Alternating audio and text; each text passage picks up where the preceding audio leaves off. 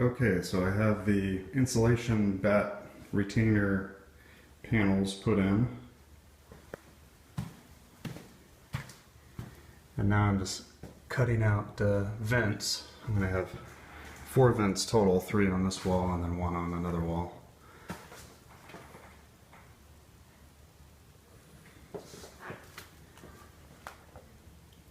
I've also sprayed a little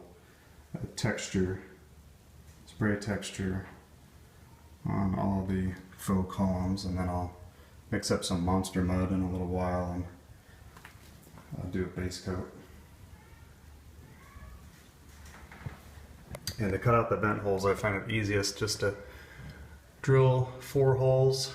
That also helps save the corner right here because there's not a lot of clearance. They make the holes so close to the edge of those vents. Let me show you. As you can see, not a lot of room for error when you're cutting out the hole for these things. Use a jigsaw to cut out the opening. Okay, so you can see that I've installed all my vents. What I did was I just sprayed them with a rust red primer, and then I installed them using just some bolts that I had lying around. I think they're self-tapping little bolts. I textured this filler piece here. It was just a sheet of plywood that I needed for a transition. I'm going to make it look like a metal plate. And then I used a latex paint, it's called terracotta, thinned it down, and I just used my sprayer to spray a base coat on everything and then start my distressing. I've sprayed a little bit of black spray paint on the inside of the vent chamber that I've made just to hide the 2x4 a little bit.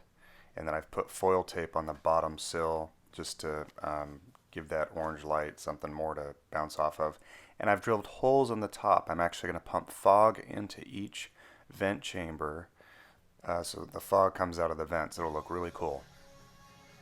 And notice here I have a bead of caulk around the vent chamber for when I put the plywood up. It makes a nice seal.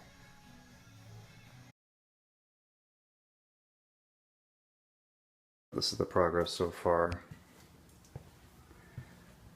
We turn right in here. This is the funeral home.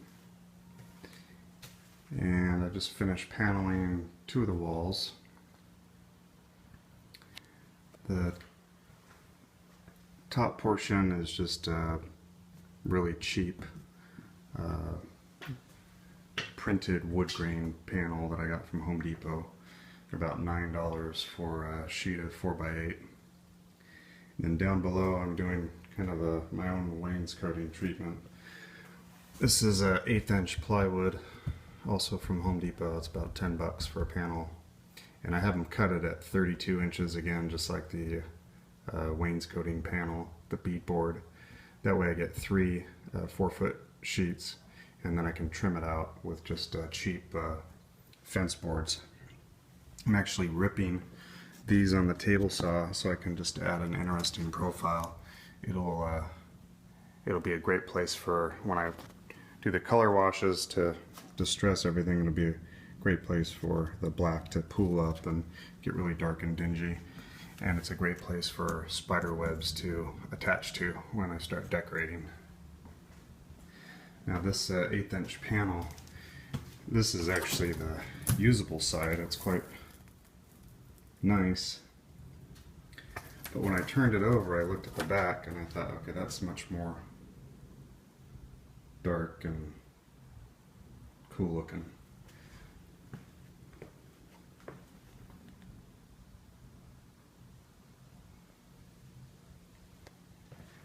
And then in the corner here, I didn't have a stud to nail to, so I just glued a little block back here, and then I'll hot glue some little strips of redwood to make my own corner molding. If you have a table saw and a chop saw, it's amazing what you can do with cheap lumber. And I used furring strips to shore up my walls. And that also gives me a place to drape cords or put power strips up there,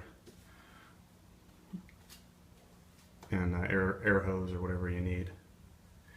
Now I used furring strips up here on the wall. I'll show you over on this wall.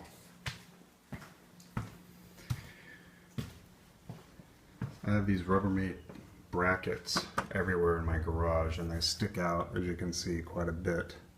And obviously I wouldn't be able to just slap a panel up on the drywall.